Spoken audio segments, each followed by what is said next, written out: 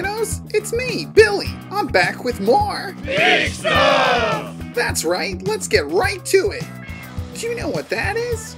It's a concrete pump, and that robotic arm is huge. When you construct a building, this thing helps you reach awkward places like basements. To make it work, first you pour hot soupy concrete into the truck.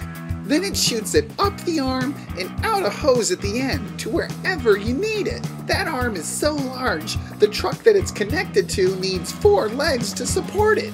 And check out those tires. Compared to a pickup truck, this thing is absolutely Big Stuff!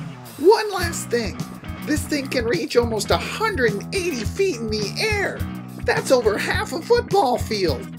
Well, that's all I got for this week. I'll see you next time on Big Stuff!